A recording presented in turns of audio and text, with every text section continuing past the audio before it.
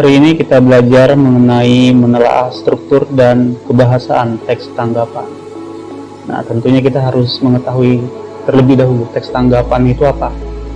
Teks tanggapan adalah teks yang berisi bantahan atau sanggahan, pujian atau kritik terhadap suatu pernyataan atau fenomena, disertai dengan alasan yang logis dan argumen-argumen pendukung. Nah, apa tujuan teks tanggapan?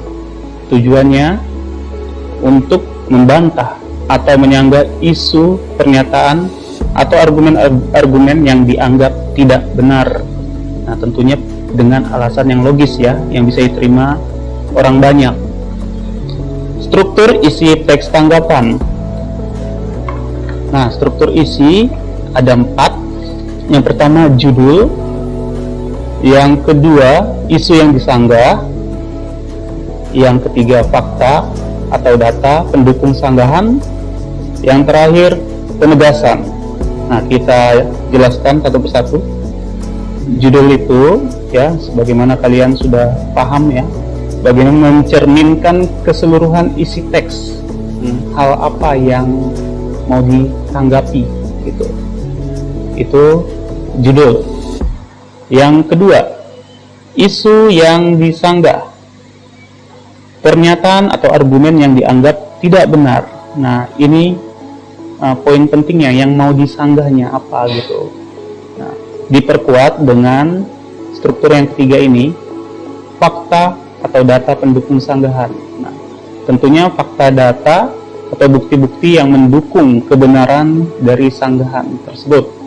Nah, jadi jangan asal menyanggah namun tidak disertai fakta atau bukti ya, agar argumen kamu itu kuat.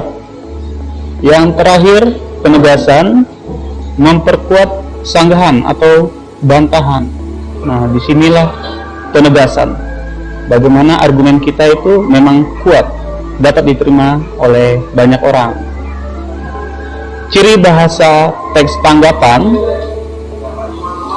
Ciri teks tanggapan yang pertama menggunakan kalimat negasi. Yang kedua menggunakan kata sambung, sebab akibat. Yang terakhir menggunakan kalimat perbandingan untuk meyakinkan pendapat.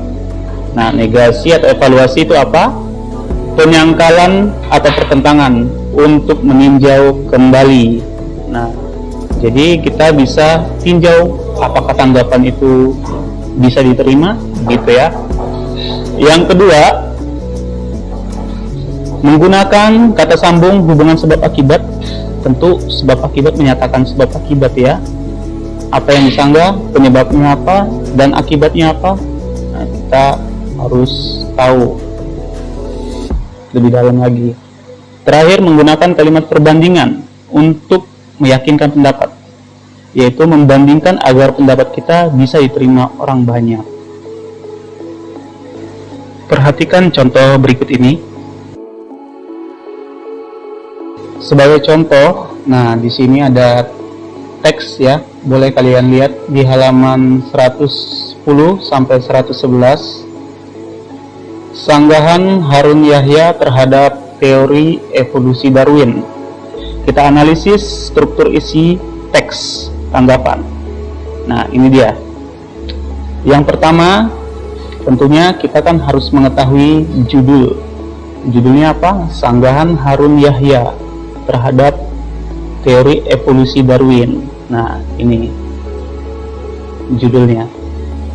Nah, terus ada juga isu yang disanggah. Apa yang disanggah? Nah, di sini dia poinnya. Pemegang teori evolusi menyatakan bahwa manusia berasal dari suatu proses evolusi. Nah, tentang evolusi ini yang disanggah.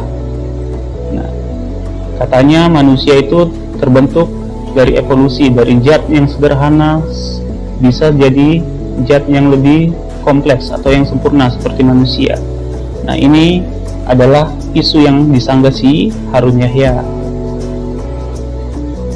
Kita analisis lagi bagian yang lainnya. Tadi ada judul, isu yang disanggah, kemudian ada bagian fakta atau data pendukung sanggahan yang memperkuat sanggahan si Harun Yahya.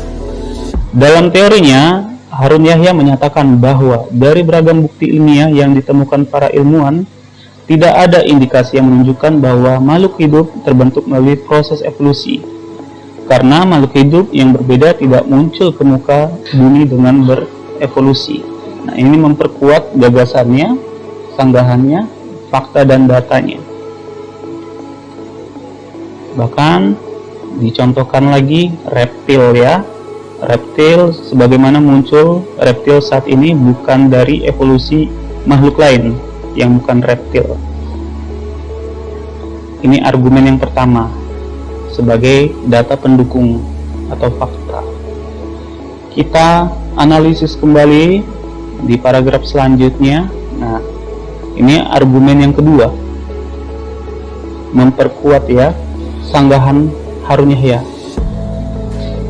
Fakta data pendukung sanggahan terungkap bahwa sel memiliki sistem yang sempurna. Nah, ini fakta data pendukung Harun Yahya yang menolak evolusi si Darwin tadi ya, teori evolusi. Bagian terakhir dari struktur isinya, nah, penegasan. Masih banyak dalil lain dari Harun Yahya yang menggugurkan. Nah, dipertegas sanggahan dari Harun Yahya itu. Ini bagian struktur isi. Kita masuk bagian ciri bahasanya. Nah, ciri bahasa yang pertama, kita bisa lihat nih ada contohnya tidak layak. Nah, justru bertentangan. Nah, ini adalah ciri bahasa mengenai kalimat negasi atau evaluasi. Nah, ini adalah pertentangan. Bagaimana apa yang ditentangkan oleh si Harun Yahya itu. Paham evolusi sebenarnya tidak layak. Nah, berarti dia itu memang bertolak belakang dengan yang disampaikan teori Darwin. Nah, dipertegas lagi di sini, hukum alamiah dan penemuan modern ilmu pengetahuan justru bertentangan. Nah, agar dievaluasi lagi, dikaji ulang lagi bagaimana teori evolusi Darwin itu. Ciri bahasa yang kedua, ada kata menyulut. Nah, menyatakan. Nah, ini termasuk ciri bahasa kata sambung sebab akibat. Nah, teori evolusi yang dipelopori oleh Charles Darwin dalam bukunya Origin of the Species pada tahun 1859 telah menyulut. Nah, membuat, mengakibatkan. Nah, itulah artinya. Nah, itulah kata sambung sebab akibat. Selanjutnya, ciri bahasa yang ketiga, ada kata karena. Nah, ini merupakan kalimat perbandingan meyakinkan pendapat. Paham evolusi sebenarnya tidak layak disebut sebagai teori karena agar meyakinkan pendapatnya. Pandangan ini belum terbukti secara ilmiah. Oke, itu dia contohnya dari paragraf yang pertama. Selanjutnya kita cek lagi. Ada kata menggugurkan teori evolusi, ada kontroversial, ada juga tidak ada indikasi. Nah, ini adalah ciri bahasa dari kalimat negasi, semuanya menentang teori Charles Darwin ya. Ada kata karena, sama seperti tadi contoh sebelumnya, ini merupakan kalimat perbandingan meyakinkan pendapat.